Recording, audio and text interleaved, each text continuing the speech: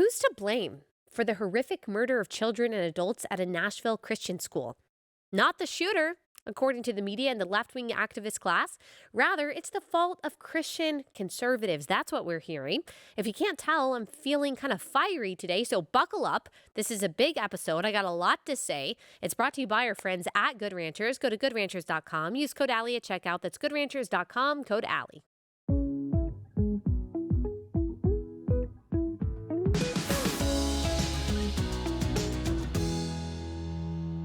Hey guys, welcome to Relatable. Happy Thursday. Hope everyone is having a wonderful week. Today, we are going to give an update on the Nashville shooting and the reaction since then. There's a lot to analyze. There's a lot that I think that we as Christians really need to care about and make sure that we have the proper perspective on. I'm very thankful for the feedback that I've gotten from Tuesday's episode.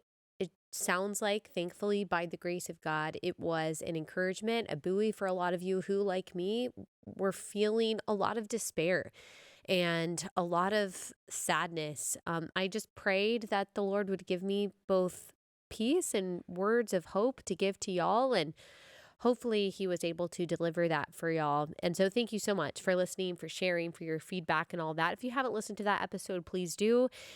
My tone and my feeling on today's episode is probably more a tone of frustration than it was on Tuesday. I'm still very sad. I'm still very upset about this. I just feel so heartbroken for these parents who are waking up without their child, not able to go through the normal morning routines with their 9-year-old kids that they typically do. I think about them every night, or I have for the past few days, every night before I fall asleep, every morning when I wake up. I feel the Holy Spirit giving me words to pray for them. And I'm grateful that the Lord is near the brokenhearted. And I've already seen, kind of as we talked about on Tuesday, the Lord use this in a way that is redemptive. These parents and their faith is unshakable by the power of God. And so they are preaching the gospel to their friends, the hope of Christ, the hope of eternal life with Christ, even after the tragedy of their 9-year-olds being unjustly taken away by this murder. So praise God for that. He brings beauty out of ashes. He's going to continue to do that. And as we talk about the things that we're talking about today, just the outright unabashed animosity towards Christians, the antipathy towards the murder of Christian children and adults, I just want you to take heart that Jesus has already overcome the world. Jesus tells us, John 15:18, if the world hates you, know that it has hated me before it hates you. If you were of the world would love you as its own, but because you are not of the world, but I chose you out of the world, therefore the world hates you. So please keep that in mind today as we're talking about the things that we're talking about. We can get angry, we can get frustrated, but we do so as, it's a natural human emotion, but also with the knowledge and the expectation that this is what it is going to be like to be a Christian. It's not a victim complex. I know who wins in the end. It's Jesus. I know we're going to be fine eternally, and I know who's not going to be fine eternally. But the reality is that there will be hardship, there will be difficulty, there will be trouble, there will be animosity, there will be rejection of Christianity and of Christ. And that is the history of the Christian church. We've kind of had some reprieve from that in the West and specifically in the United States for the past several decades, for the past couple hundred years. But that time is coming to a close. It's no longer like that anymore. Cultural Christianity is not something that's accepted. There are goods and there are bads that come with that. The bad is that humanity, and specifically the United States, is going to suffer. They're going to suffer under a different kind of ideology that does not have any clear set of virtues or principles or morals that will only lead to chaos and destruction and pain and hopelessness. So that's the bad part. The good part about cultural Christianity, dissipating, diminishing completely, and Christians being pushed to the margins, is that that's historically where Christians have shown. That is where we have, that's where we have done our best. That is the city on the hill. When the Christians are pushed out of the mainstream, we're pushed into the margins, and we're no longer the pervasive cultural, moral arbiters, that's actually when we stand out the most because you separate the wheat from the chaff. It's no longer convenient. It's no longer comfortable. It's no longer lucrative to be a Christian. It's actually risky and uncomfortable. You're not going to get patted on the back. You're not going to get accepted by the world, especially if you actually abide by what the Bible really says about things like gender and sex and marriage and morality. And so you get all of these very bold and very real Christians who may be on the margins, but they're out there. They're sharing the gospel. These are the Christians who have counted the cost and said, yes, following Christ unto death is worth it. And so they're actually goods to this hatred that we will talk about today in the media from the mainstream culture. Um, Rising so much. It's scary because we see violence and we see real live persecution. Sometimes that word is overused and sometimes it is completely appropriate. When it comes to this, it's appropriate. There's a lot of danger, a lot of fear surrounding that, but there's a lot of hope too. That this is when and this is how God uses the church the most and the best. When things are darkest, we shine the most brightly. And so there's something also to be excited about too, I think, with this. So let us get into it a little bit. First, let me give you a little bit of an update on what's going on. So the FBI is currently analyzing Hale's manifesto and will be releasing it. Hale, that's the last name of the shooter, will be releasing it when they are finished, according to the New York Post. However, there are some news stories saying that they are not actually going to publish the manifesto. Now, I don't know why. I don't know why they wouldn't post the manifesto, probably because it confirms what we all suspect, that this person, who is a woman, there is confusion about that. This is a woman, a person who was born a woman, but who started identifying as a man, who started going by the name Aiden rather than the name Audrey, and started using he, him pronouns recently, a 28-year-old woman. Um, Decided that she was transgender, and she targeted specifically this Christian school where she was a former student. And the assumption is, at least on my part, that she feels like she had some trauma and rejection from this school, who ostensibly holds to biblical values, one of which is that God made us male and female, Genesis 1:27, and decided to take out her frustration and her anger against Christianity, maybe against her upbringing, maybe against her parents, on 9-year-olds. That's what sin does. It deludes you into thinking, one, that you're something that you're not. So, a man when you're a woman. Two, that vengeance is something that can be yours and should justly be taken out against people who did absolutely nothing to you. You exchanged the truth of God for a lie, which is what she did in a variety of categories. And then, as we talked about on Tuesday, in her last messages, she said that she was going to commit suicide. That's something that Satan convinced her she would be able to do, that she would have power over life and death, basically a different form of the same lie that he told Eve, that you can be like God. And in the end, she didn't even have power over that. She was actually killed very justly by the police. So it's all of these delusions, all of these lies came together in the destruction of lives, because that's what sin does. That's what Satan does. He comes to steal, kill, and destroy. He convinces you of things that aren't true, that sound good. He justifies your anger. He justifies your vengeance. And then you go out and you destroy lives, and you are destroyed in the process. And now Audrey Hale is exactly where Satan has always wanted her for all of eternity. She is only now realizing, in the most gruesome way that we can possibly imagine, that it was not worth it. So we will see, though. We will see if the manifesto comes out. If it is confirmed that this was her motivation. I think it's very important for us to know the motivation. It's very important for us to be able to diagnose this. It's very important for us to know what could possibly inspire someone to shoot up a school that contains students only kindergarten through sixth grade and kill a bunch of 9-year-olds, as well as 3 people on staff there. However, the media is really not interested in that. The media is not interested in motivations. The media is not interested in what inspired someone to specifically target a bunch of Christian children. They don't see this as the targeting of Christians, which is interesting, because if you looked at the shooting at Pulse nightclub, it was immediately assumed that this is the targeting of gay people. This is the targeting of the LGBTQ community. Anytime there is a shooting of a synagogue, I think we rightly assume that someone is targeting Jewish people. If there was a shooting up of a mosque, do you think that there would be any question about whether or not this is motivated by so-called Islamophobia? But this is, again, a cute little trick that the left plays when it happens to be white victims, when it happens to be Christian white victims, especially Christian white Southern victims. I think the assumption probably is that they are conservative kids of conservative parents. We don't talk about the identity of the victims. Like, we don't talk about them specifically being targeted, or maybe what rhetoric could have driven this, or what policies could drive this kind of animosity. Instead, we only talk about the guns. Instead, they talk about punishing you, someone who had nothing to do with this, by taking away your ability to defend yourself and your family, rather than asking the question, what is underneath a crime like this that would target children? Children in general, but specifically in this case, Christian children. Remember Sutherland Springs a few years ago in Texas, where Christians at a church were targeted. Did you hear about anti-Christian rhetoric maybe building up to a crime like this? No, of course you didn't hear it. Instead, what we are hearing is actually trans people are the victim here.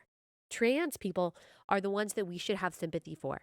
I'm not even asking the media to have sympathy for Christians in general. Like, that is beyond any kind of expectation that I would have.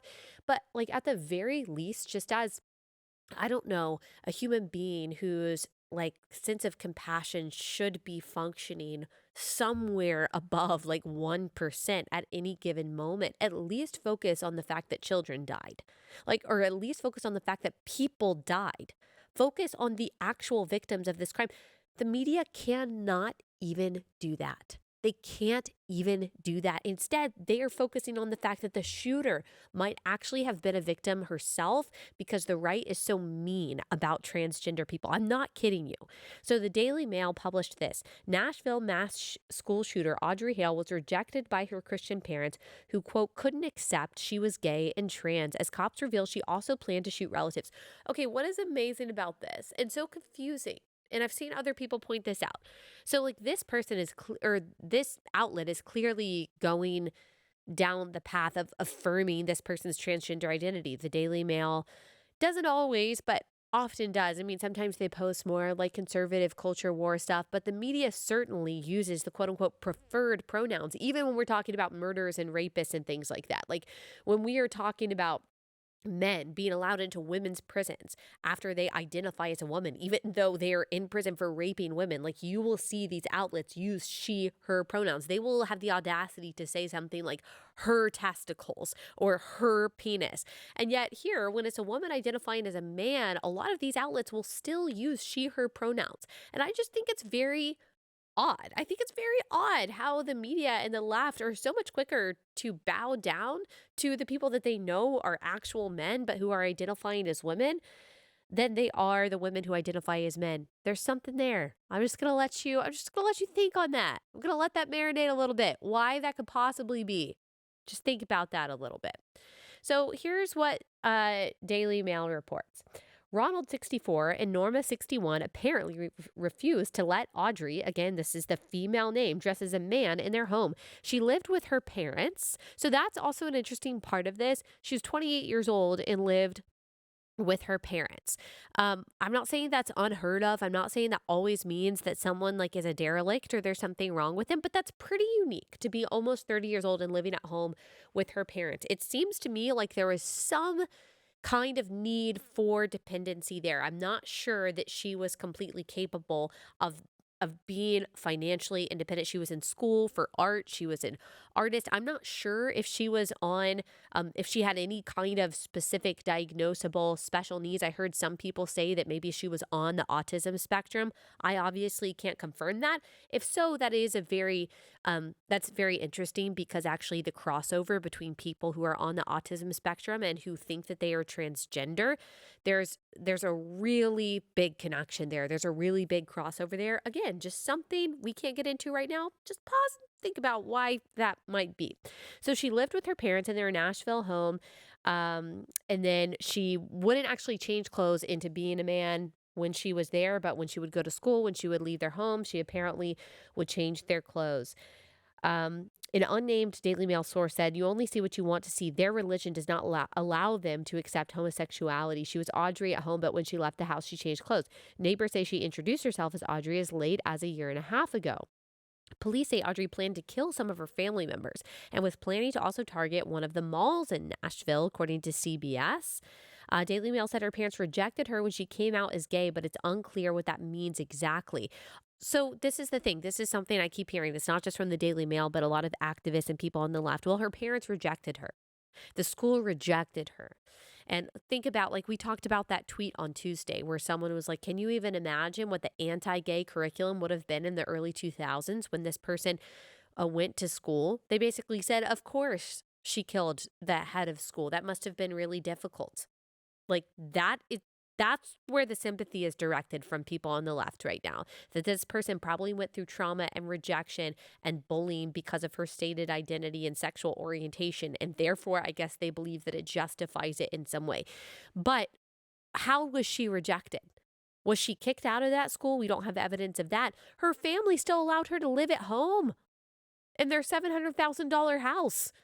So they didn't kick her out. What they mean by rejected is that her parents refused, as any good, loving parents would, refuse to affirm her delusions, knowing how harmful those delusions are to her body and mind. And because apparently they are Christians, they refuse to lie. Of course, that's what any genuine Christian parent would do. They would say, look, I've got to agree with God first. God says that he made us male and female. And they would say to their daughter, look, God made you perfectly in your mother's womb. At the point of conception, he determined that you were a girl, and we are going to affirm that because we love you. Because we think your body is good. And I'm sorry that you're confused. I'm sorry that you're suffering. I'm sorry that you're struggling. We will do everything we can to help you reconcile your mind with the body that God gave you. But we are not going to affirm any kind of path that causes you to mutilate your body. Of course, that's what a good parent does. And so from my perspective, these parents are simply doing what God has called them to do, which is really hard when you've got an adult child who is living at home. And yet Daily Mail, at least implicitly here, seems to be blaming them. Other people on Twitter, which if you're not on Twitter, I just don't recommend it. It's a cesspool of just disgustingness. And so the implication here is that maybe it was the parents' fault for not saying, yeah, you know what, Audrey, you are a man. Let's just go ahead and affirm that. And I saw Seth Dillon point this out. So basically the deal is, this is what we keep hearing from the other side. Reject what you see with your eyes. Reject what you know about biology. Reject reality. Accept the fact that men will become women and go into girls' restrooms. Accept the fact that a man like quote unquote Leah Thomas will change and get completely naked in front of a bunch of unconsenting girls on the swim team. Accept that. Be okay with that. Allow men to compete against women, and don't you say a word. Allow your children to mutilate their bodies because they're confused about their gender. Completely disregard your daughter's right to privacy, their right to safety. Take your kid to the child drag show. Be okay with little boys dressing up like girls and dancing provocatively in front of adults for money in the name of child drag. Be okay with curriculum that tells your kids that they can change their gender and maybe God placed them in the wrong body. Be okay with chemical castration of 10-year-old boys. Be okay with double mastectomies of 16-year-old girls. Be okay with all of that. And don't just be okay with it. Celebrate it or you will die. That's the deal that we're getting. That's the deal that we're getting from the left. That if you don't accept and celebrate all of these harmful delusions, even when it comes to your children, you will continue to see this kind of violence. And basically the implication is, and you will deserve it. Do you think I'm exaggerating? I'm not. Let's keep going, because that's just one example. NBC claims the trans community is in fear after shooting. So again, this is what we're talking about. After 3 9-year-olds were murdered by a person who thought she was transgender, the focus is on the fact that transgender people are actually scared. Not the fact that 3 9-year-olds will never come home, that the next time their parents will see their bodies is in a casket. No. People who think that they are the opposite sex are scared. That's what NBC thinks that you and I need to focus on. So, here's what they say. Within 10 minutes of the police saying Hale was transgender, the hashtag trans terrorism was trending. Kim Spoon, a trans activist in Knoxville, Tennessee, said, "We are terrified for the LGBTQ community here. More blood's going to be shed, and it's not going to be shed in a school." Blood was just shed of 9-year-olds in a Christian school. Get over yourself. It's not about you. Maybe shut up for like 1 second. I know it's impossible for this activist class to do, to stop thinking about themselves and think about the facts. And think about the fact that we shouldn't be focusing on imaginary victims. We should be looking at the real victims of violence. And look, I'm not even asking you to say, well, this is the problem with gender ideology, or this is the problem with transgenderism, although I'll get into that. I'm just asking you to say someone murdered other people and we should be focusing on the victims right now. Like that is the least you could do. And you can't. And you can't because you worship yourself. And so of course all you can think about when children die is you and how it affects you. Of course, because you worship the God of self. All of these people do. So NBC goes on to say, Denise Sadler, a trans drag performer, he said that he has already hired 4 armed guards before the shooting to secure a drag show he is hosting at a gay bar in Nashville. Oh, I'm so boo-hoo. Boo-hoo. Sadler said, "You don't know if the shooter's gender identity is going to trigger a community of people who already hated us to come and try to shoot us just to prove a point." I don't want to hear anyone say that Christians have a victim complex. Literally, all you guys do is talk about being victims. That's how Democrats get any votes. Like, that's how you get all these corporations to donate money to your causes, because you're constantly talking about being victims of the very same kind of people that someone in your community just murdered, by the way. Aislinn Bailey, acting president of Tri-Cities Transgender, trans-led support and advocacy group in Tennessee, said, "I knew that as soon as anyone mentioned that, I guess the person's identity, it was immediately going to become the center focus instead of what should be focused, and that is gun violence in this country." So, again, just when the identity of the victim is a white Christian, can we not focus on that? But we just have to focus on the guns. I mean, maybe that's a little bit better than saying, oh, boo-hoo, let us focus on transgenderism and how hard they have it. Maybe that's a little bit morally better than that. It's still wrong. It's still off. You're still not focusing on the tragedy that just happened. But then this person says, we were already fearing for our lives. Now it's even worse. Now you are fearing for your life. Were you? This is a delusion. It's a delusion in every way, but we constantly hear them talking about genocide. There's a trans genocide. No, there's not. Like, there's no data backing that up. Like, you'll hear, well, X number of trans people were killed last year. Most of those died by suicide. The other ones, they were killed just because sometimes, unfortunately, murder happens. There's no evidence whatsoever that they were targeted in any way for their identity. And very often, by the way, like transgender lifestyles, there's a lot of inherent riskiness when it comes to that. Many of them identify as sex workers. And I'm not saying all, but there is that. Like, there is evidence of that. Obviously, that is like a riskier lifestyle that you are going to lead. So you're not targeted because you identify as the opposite sex. Like, I haven't heard of a man walking into a woman's bathroom who thinks that he is transgender and getting murdered for that. Like, have you heard of any Christian pastors going and killing anyone in the transgender community? And yet we had someone from the transgender community just kill a pastor's kid. So when they talk about we're the ones who fear for our lives, we're so scared, where's the violence actually coming from? Like, let's just be a little bit smarter about that. So that's NBC. Then the Washington Post wrote this in a headline: Nashville shooting exploited by right to escalate anti-trans rhetoric. Conservatives pounce.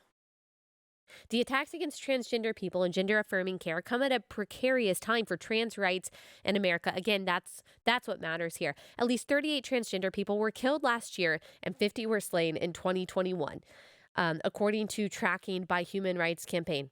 I mean, that's very, very, very small number in proportion to the number of people who identify as trans. And there's no evidence. They don't even try to say this in the article. There's no evidence that these are quote unquote hate crimes. There's no evidence that they were targeted because of how they identify. Like, I could tell you, like, thousands of white people or thousands of black people were murdered last year, or thousands of women or thousands of Puerto Ricans, whatever it is.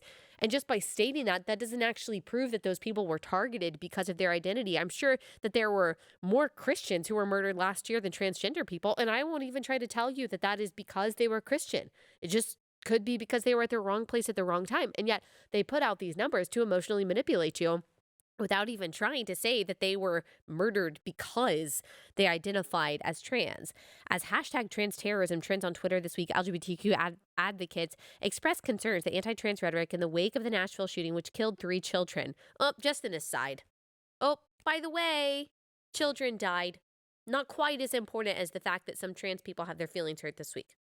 Will buoy a blitz of anti-trans bills in state legislatures to restrict access to gender-affirming medical care for both minors and adults.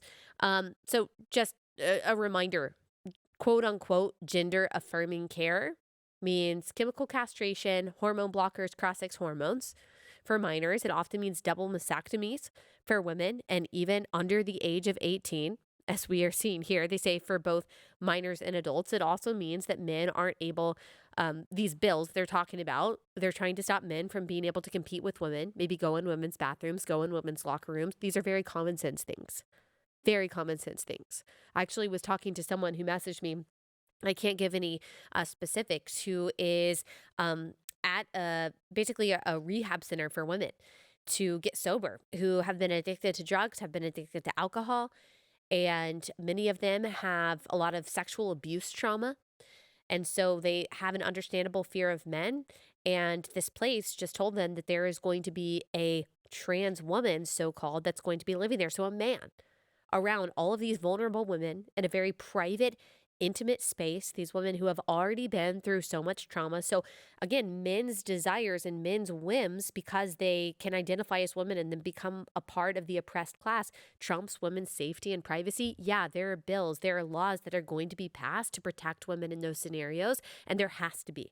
So you can call them anti-trans, it doesn't really matter. I mean, someone's got to stand up for the more vulnerable group, which is women. Someone's got to stand up for the vulnerable children who are being preyed upon by this ideology and doctors who just want to make money by pumping them with hormones that don't belong in their body and will render them sterile and slave to the medical industrial complex for the rest of their lives. Yeah, policy should speak to that.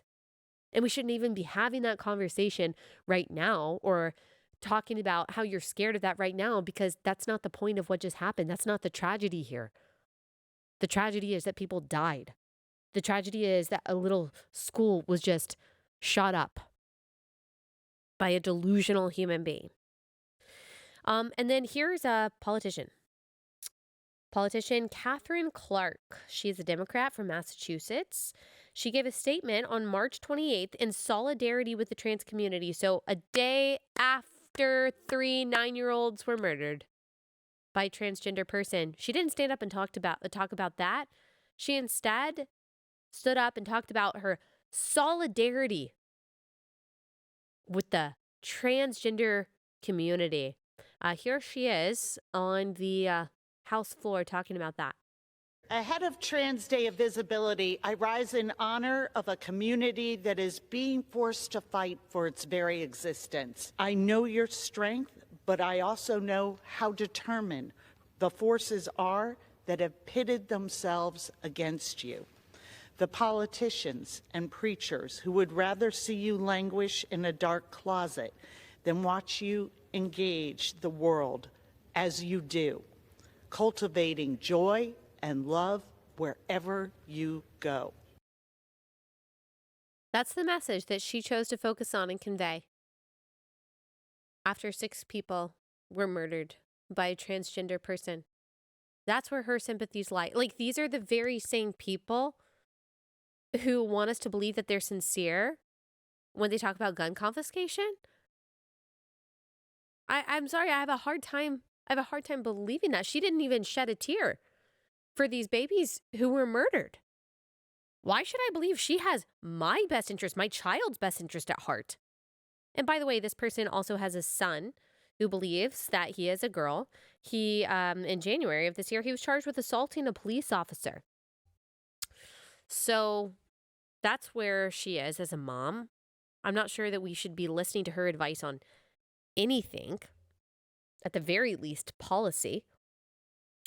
So there's a U.S. politician focusing on that, a Democrat, which shouldn't surprise us at all.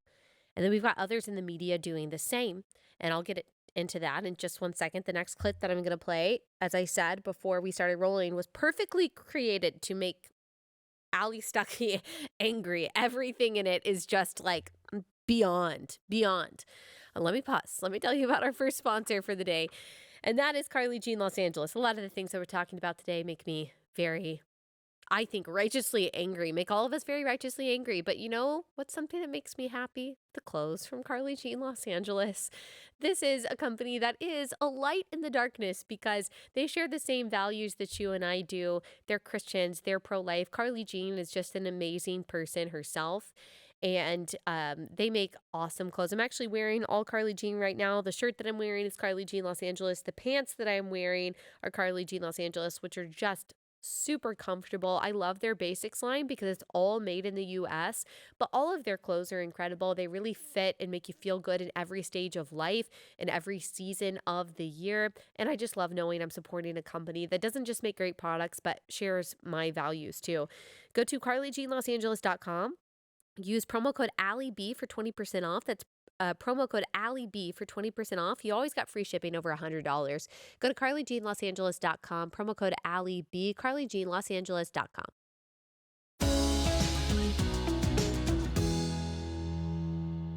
So here is Joy Reid on MSNBC, and she has guests Charlotte Clymer. This is what this person goes by. And someone named Jim Wallace. He is an American theologian, writer, teacher, political activist. If you're watching this, I'm just gonna let you know, just for context, that Charlotte Clymer is trans. I just thought that I needed to let you know before you watch this. So here's their fun conversation on MSNBC. And Charlotte, I mean, the thing is that there are real people that are being impacted. Your community is being impacted. And I wonder if there is a way to disentangle people's sort of not understanding of trans folks, right? I think the T is the toughest one in the alphabet soup, right? In the LGBTQ, the T gets right because people don't have an understanding. People, even if they're not mean or not angry, don't have an understanding. Is there a way to sort of disentangle people's lack of understanding from this? This moral panic is now getting drag shows banned, even though that isn't trans. No. And I think children are only unsafe at drag shows when a shooter shows up to kill them. That's right. That's where the threat is. I would challenge anyone just to get to know trans people. We are a vibrant, diverse community, as diverse as anyone else. You know, I'm from the great state of Texas. I served in the military. I go to church every Sunday. My faith is very important to me. But God made me in her image. God made me transgender. And to see these people so cynically weaponize this and exploit these children's debts and their teachers' debts, it breaks my heart. I wonder what those families are thinking right now. What do you feel when you have somebody like Michael Knowles say at CPAC, we need to eradicate transgenderism, and when somebody like Tucker Carlson says that transgender people are at war with Christians? I can't see Christ in their words. That's for sure. I can't see where the biblical principles of loving your neighbor and walking the walk with Christ that they can see. I can't see what they're seeing right now because that's not of Christ. It's not. Yeah, and I'll give you the last word. I'll be stronger. This is antichrist. Yes. This is anti-gospel, antichrist. And so this is a false worship we're confronting here. We got to confront it theologically and not just politically. Amen. Politicians could do something if they wanted to. What's behind that is they are worshiping a false god, and they're literally sacrificing all our children. I'm from MSU. When the shooting hit, 50,000 kids, all the parents called. Yeah. Parents got to not just keep calling. Parents and students have to act to change all this, and we can do it. Amen. We can do it. Amen. Charlotte Clymer. Let's pray for Stay these safe. families. We absolutely are. Absolutely. Charlotte Clymer, Jim Wallace. Thank you both. Thank you, really Jim. appreciate it. You were the two specific people that I wanted to talk to about this today. So thank you for making yourselves available. Oh my gosh. The stay safe at the end. You think you need to tell Charlotte Clymer to stay safe? Really? I think we're fine. Did you notice God made me in her image? So we have to respect everyone's pronouns. I have to look at Charlotte Clymer and say she, her, but I can't read the Bible and say that God calls himself continually he, Father, King, and you can disrespect his pronouns by calling him she. Look, God did make you in his image. That is very true. Genesis 1:27 says that, and it's very specific about what pronouns he uses. God made them in his image. In his image, he created them. Male and female, he created them. There is no category of gender identity. There's no category for transgenderism.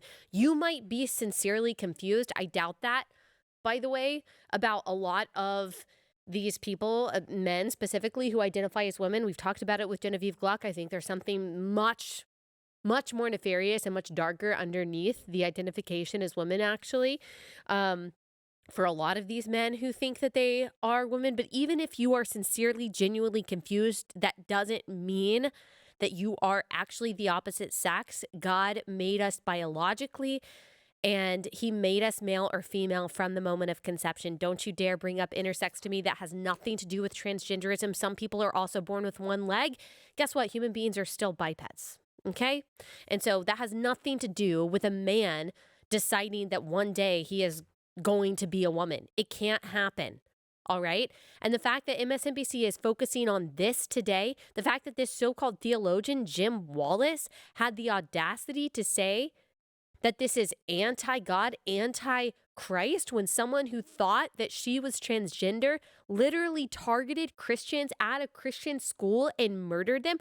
Okay, I am fine with confronting this theologically. I would love to confront this theologically. I've actually been doing that for a very long time. Jim Wallace, you are welcome on the white couch. Let's get into it. Let's open up the scriptures. I've got a Bible right here. Let's look. Let's start actually at Matthew 19:4-5. Jesus says, you know Jesus, remember that guy? Have you not read that he who created them from the beginning made them male and female? Whoa, mind blown. We thought that Jesus never said anything about gender identity. We thought he never said anything about sexuality. We thought he never said anything about marriage. He says it right there. God made them in the beginning, male and female. Do you just deny that God said that? Do you believe that he meant something different when he actually said something so explicit? It's not confusing at all. It's only confusing if you love yourself and love the world more than you love God, which is true of these two individuals, sadly. They worship the God of self, not the God of Scripture. The most loving thing that you can do is agree with God. God is very clear throughout Scripture that he made us male and female, that he made our bodies good. You cannot identify as something other than that which you are. All right? So that's where the media is. That's the stance that they have taken. It's actually Christians' fault, we're hearing from some people who are blaming the parents or blaming the school. It's the right's fault that this person lashed out in this way because we said, I don't think that children should be allowed to go into what's basically a strip show, the only difference being that men are dressed up as women rather than women just being women, because legislatures decided, you know what, I don't think that boys should be chemically castrated when they're 10 years old, or 15-year-old girls should be getting double mastectomies because they think they're the opposite sex. Apparently, it's our fault for saying those things, that these kids got murdered, not the person who was actually carrying the gun. Interesting. And yet I ask once again, where is the violence coming from? Where is the violence actually coming from? I mean, I think we all know this is what the left does, because this is what progressivism is as an ideology. As we talk about so much, it's inherently destructive. It only knows how to break down. It doesn't know how to build back up. And so whether you're talking about so-called racial justice and you're looking at the destructive riots of 2020, and you're looking at the lives destroyed, the towns destroyed, the buildings destroyed, the people destroyed through the terrorism that we saw in 2020 through 2021, whether you're looking at the insanely high crime and murder rates in the cities that refuse to actually enact and enforce the law, who refuse to actually punish criminals, like whether you are looking at the series of murders that we saw last year, the series of assaults that you're not supposed to talk about, where conservatives were actually targeted for being conservative. Remember Kaylor Ellingson, the kid, I think it was in North Dakota, that he was specifically targeted. His murderer said it was because he knew that this guy was Republican. Remember the 83-year-old who was block walking in Michigan in favor of pro-life legislation, who was literally shot in the back last year because the man didn't like that she was pro-life? You're not allowed to talk about those things, but I'm not saying that no one on the right has ever been violent. You're not allowed to talk about the pervasiveness of the violence on the left, that it is celebrated. Like, you remember the guy that showed up at Brett Kavanaugh's house last year to try to murder him? You remember that? Like, you remember all of the leftists on Twitter after Roe v. Wade was overturned openly saying that they hope that the Supreme Court justices who were in the majority on this decision were assaulted, were harmed, were murdered, that their families were made to feel unsafe. You remember that? Do you remember all of the pregnancy centers who were firebombed last year? Where's the DOJ on that, by the way? Oh, they're too busy saying that parents who don't want their kids to be indoctrinated with porn in 6th grade are terrorists. That's where I don't understand. I don't understand any Christian who doesn't see exactly what moment that we're in. Like, I don't understand.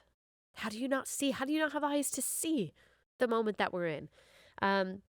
Katie Hobbs is the Democrat governor of Arizona, and her now former press secretary named Jocelyn Berry, she tweeted, again, this was one calendar day after these children were murdered at Covenant School in Nashville.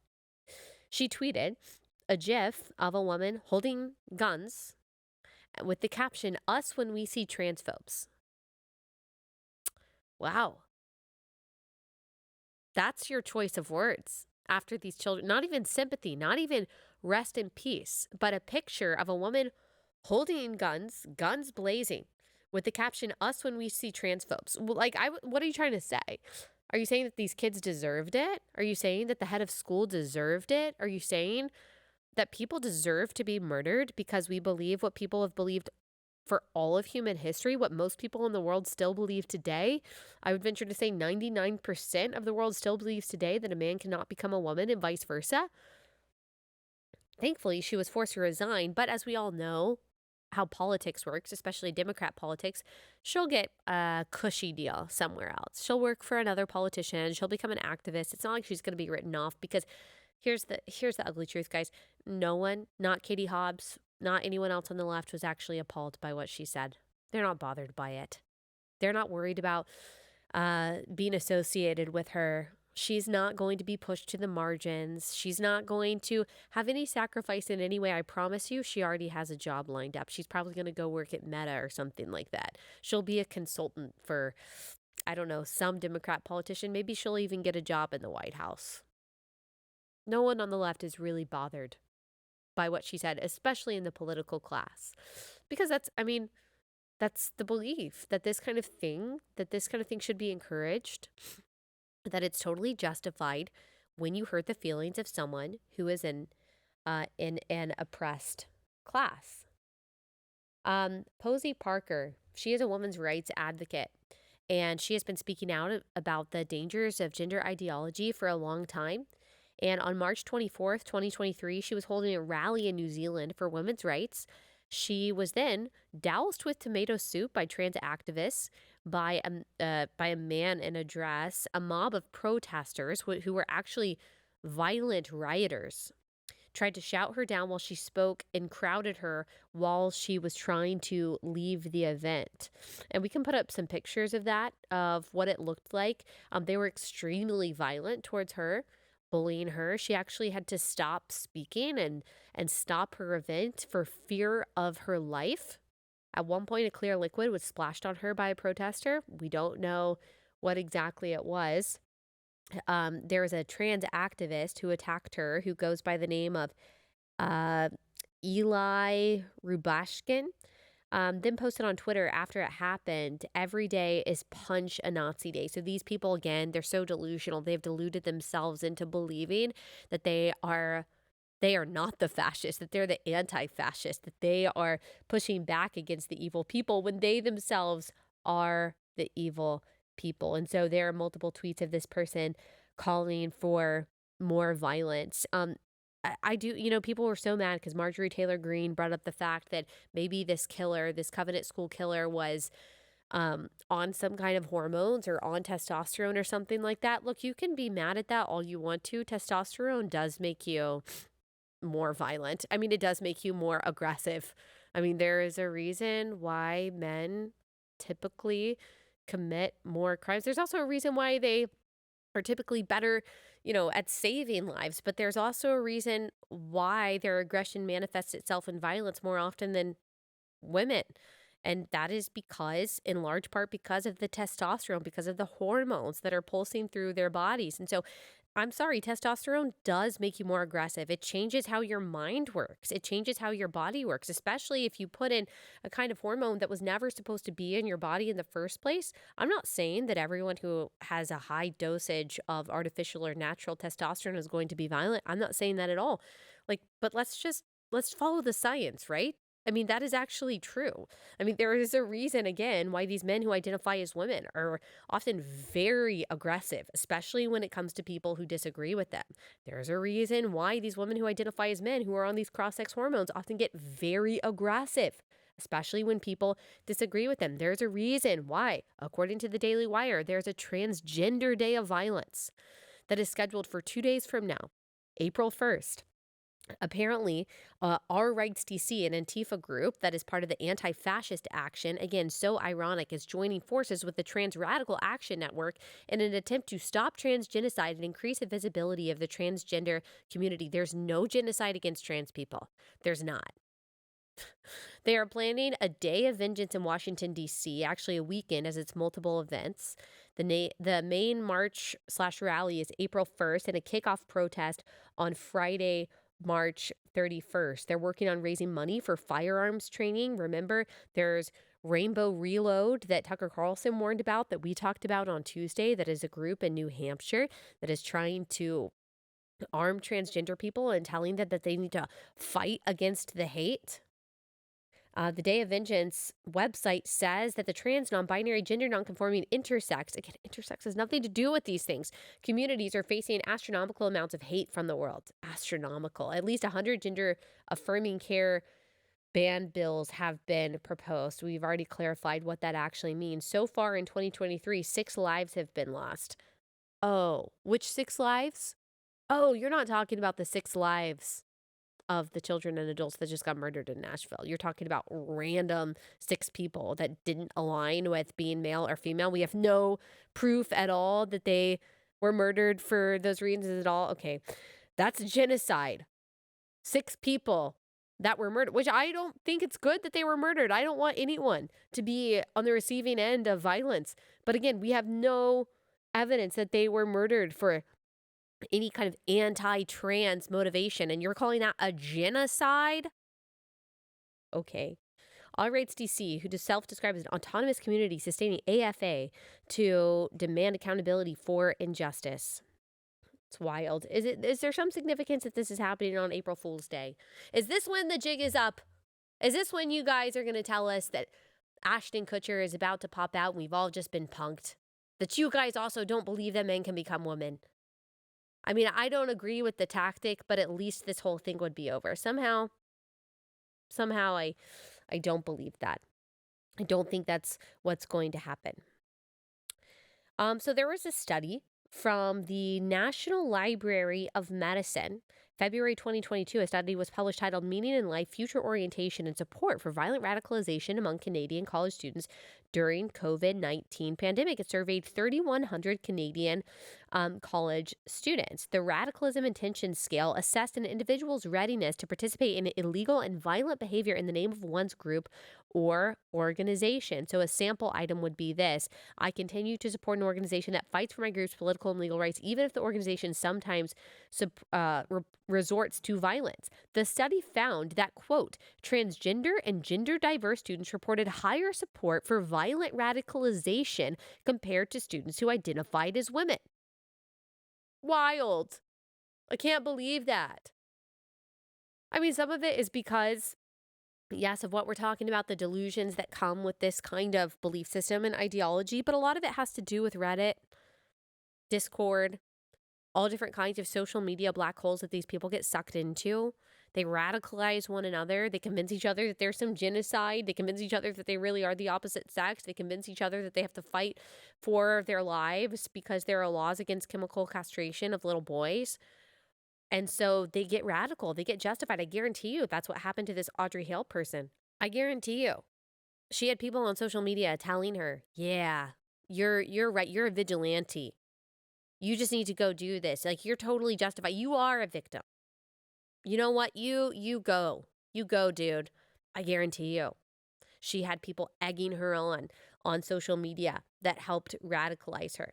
In fact, there was this like very self-aware post on Twitter that I found really remarkable. And it was posted by a user, Takes Hold, I guess, and it was posted the other day. It was actually removed by a moderator, and then it was also removed by Reddit Legal because Reddit is very pro-trans, and so you're not allowed to say anything critical, especially on a trans group. But this person, I don't know if this person identifies as transgender, but they make a lot of really good points in this post that ended up being removed. Trans posters and trans forums and trans accounts on Twitter regularly promote violence against, quote, Nazis and TERFs and fascists. They mean it. They want violence. They talk about punching, shooting, stabbing, beating with baseball bats, and they put images of rifles on trans flags. When you look at the targets of the rhetoric, most of the targets aren't actually Nazis. They're dissident voices, conservative Christians and feminists, and everyday people who don't hold the fringe beliefs about sex that many trans people hold. I saw a video last week of a 72-year-old butch woman being punched full force, closed fist, by a bearded trans rights protester in New Zealand. I saw trans people commenting to minimize or justify it. The community tells trans youth that they're under attack, under the threat of genocide, tells them death before detransition. The community says trans kids are being killed by legislation.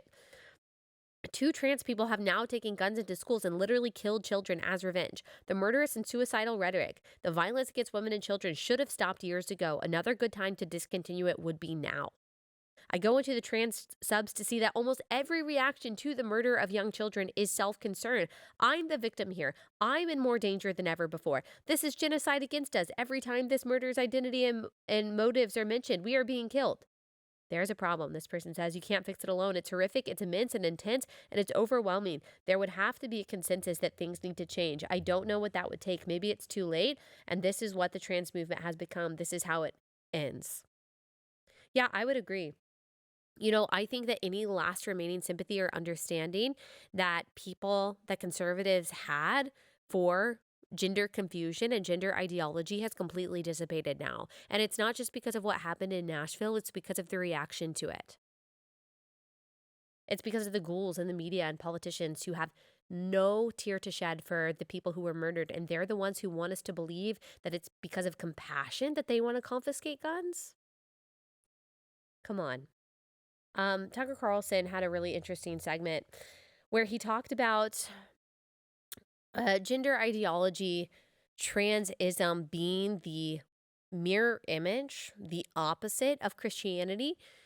And I would argue that that is true in a lot of ways. I thought he made a lot of very theologically, philosophically astute points. He says, the trans movement is the mirror image of Christianity and therefore its natural enemy. In Christianity, the price of admission is admitting you're not God. Christians openly concede that they have no real power over anything and for that matter, very little personal virtue. Now, I would argue that is true. This argument that of another ideology being the mirror image of Christianity, being a perversion of Christianity, that is really true of progressivism in general. It's not just transgenderism. Transgenderism may be a denomination of progressivism, but really progressivism is, again, the God of self. It is the worship of the God of self rather than the God of Scripture. It is believing that you are your own God, so everything else must be sacrificed on the altar of your desires. We have been talking about that for probably 5 years on this podcast. I dedicated a segment of my book to that. So, Tucker Carlson is absolutely right, but it's actually more than just transgenderism. It's progressivism in general. And if you understand, I've talked to James Lindsay about this, if you understand like the social justice movement, its origins, its history, where it's going, it really is the mirror image to Christianity in the sense that it gives you different doctrines, it gives you different principles to live by, and it also promises a form of paradise. It promises a different kind of eschatology than what Christianity offers. It offers a different kind of kingdom here on earth where everyone is gender fluid and totally equal, and we can live happily in communism, and that we can all enjoy the fruits of our activism forever. Like, they believe that that is the kind of world that they're working toward. And they believe that self-worship is going to get them there. That is the mirror image, the exact opposite of Christianity. It's satanic. And that's why when I see Christians dabble in it at all, I'm like, dude, you can't. You can't. Progressivism won't let you worship God and worship it. It won't. Like, you will eventually be totally given over to depravity if you dabble in the side of progressivism at all. It is anti-God. It is anti-Christian.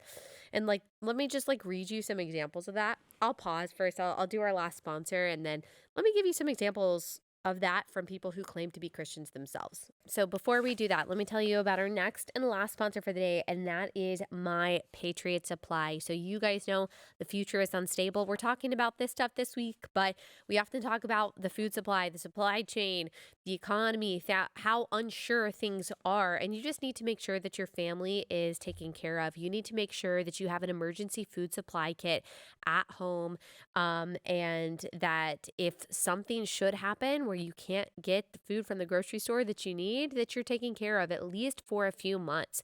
So get an emergency food supply kit from My Patriot Supply.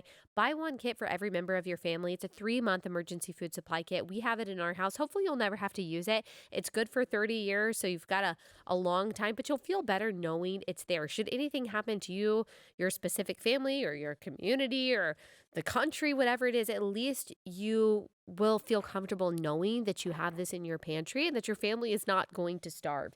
Go to mypatriotsupply.com. Right now, you'll save $200 per kit and enjoy free shipping. mypatriotsupply.com, mypatriotsupply.com.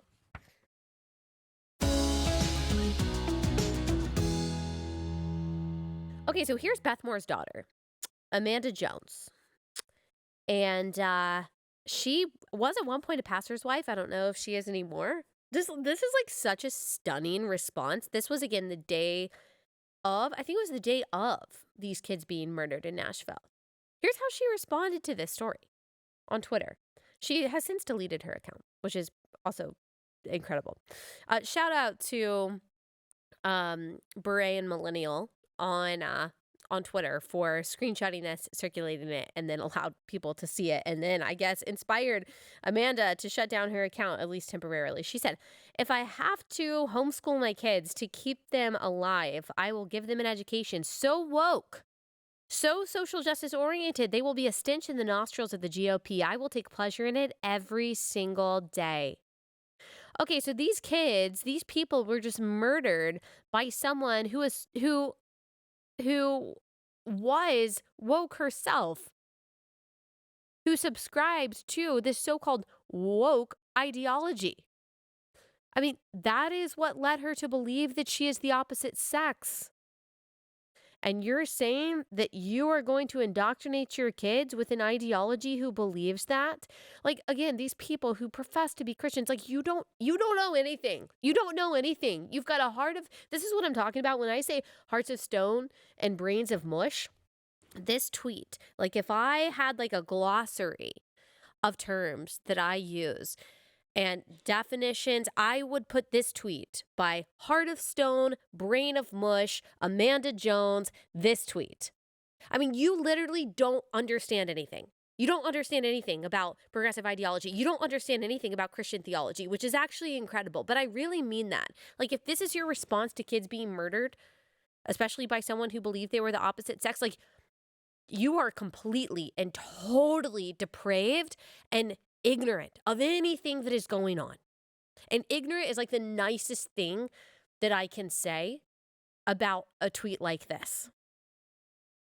That this is your focus, that this is the direction that you want to go. I just want you to know that if you indoctrinate your kids with the wokest and most social justice oriented ideology that you can, and if you're successful, like if God chooses not to protect your kids from your insanity that you're teaching them, like they will end up hating you. They will end up hating God. They will end up rejecting church. They will end up rejecting any good parts of theology that your mom once taught you growing up. I promise you that. Like, if you accomplish successfully indoctrinating your kids with the ideology that you're talking about, they will end up hating everything that is good and right and true. But hey, at least you stuck it to the GOP. Good job, Amanda. Great response. Jen Hatmaker, of course, she posted on Instagram about gun control and the need for gun control. And you know what? Like, you're allowed to believe these things. You're allowed to advocate for these things. It wasn't the most egregious post that I've ever seen, but I do think it's important for me to kind of look at a couple of the claims that she made. She's talking about the importance of gun control, the importance of background checks, the importance of the regulations on guns. The guns are the problem. The mental health is not the problem. Some of the people who liked this post, I'm not going to call them out, but they're Christian influencers that you follow, that you believe are solid, and yet are constantly falling for progressive narratives on everything. I'll just say that. You can check the post out for yourself. So this person is talking about a shooting that just happened in Denver. You can look that up and you can see probably why you haven't heard about that. Also, Colorado has pretty strict gun laws.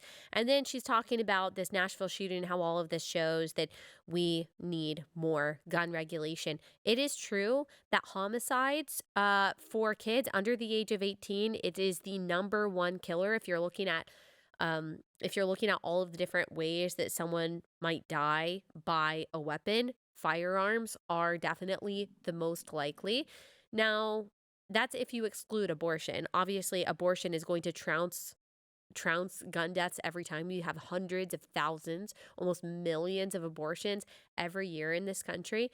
And in 2019, we had 669 murders by firearms of people under the age of 18. And so I'm not saying that that's not tragic. I'm not saying that that's not a problem that shouldn't be addressed and shouldn't be fixed. I'm just saying, like, if we're looking at scale here, if we're looking at the priorities, millions of babies in this country are illegally aborted by different kinds of weapons every year. So I just think that is at least important to know. Okay, so here is the awkward truth, the uncomfortable truth about gun deaths especially of youths in America.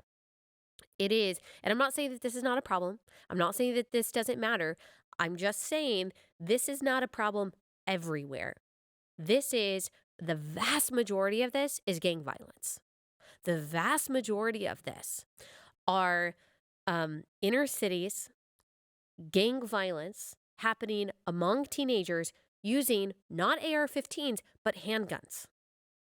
So I'm a little confused when people use this statistic to say that we need to be doing something about guns, because they always do it in the wake of a school shooting in which like an AR-15 was used.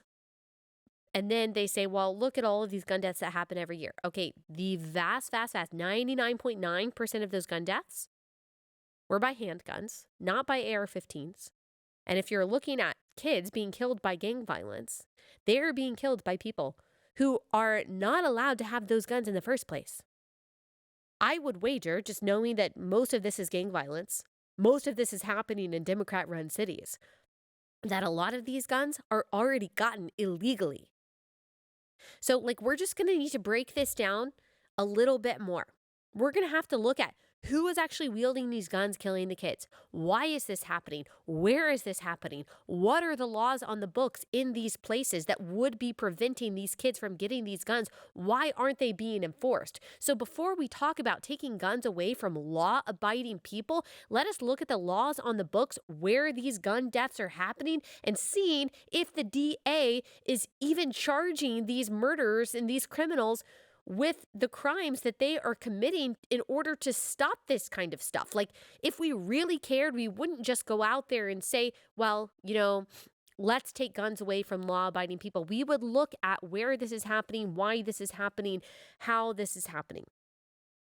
But people don't want to talk about that, because it's easier to just say, well, I'm empathetic, so let's take away everyone's guns, or let's make it harder for people to get guns. I'm not against those conversations. I'm really not. I'm not against it. Like, if you can bring the legislation to the table that shows me, okay, this would have stopped Audrey Hale from doing this. This is going to drastically reduce gun deaths while still allowing law-abiding citizens to protect themselves with guns. Like, I'm willing to hear it. But you're going to have to come to the table with me and be willing to look at the facts. Be willing to look at the why and the how underneath. Be willing to look at the cultural and moral rot that is in this country. Like, if I'm going to come to the table and I'm going to look at these legal and policy solutions, you're going to come to the table and we're going to talk about what is actually underneath all of this. Because like I said on Tuesday, guns have not changed in America. The AR-15 has been around since the 1950s. It was around for 40 years before it was used in any kind of mass shooting. Guns have always been around. We've always had tens of millions of guns, hundreds of millions of guns in America. We have always had guns. We have not always had the degeneracy and the value system that we have today.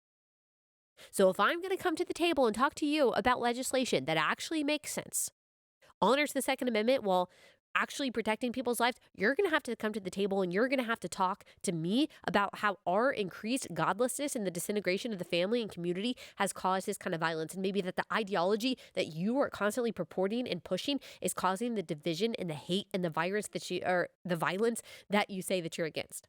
It's also a virus. So, okay, we didn't get to talk about this yesterday.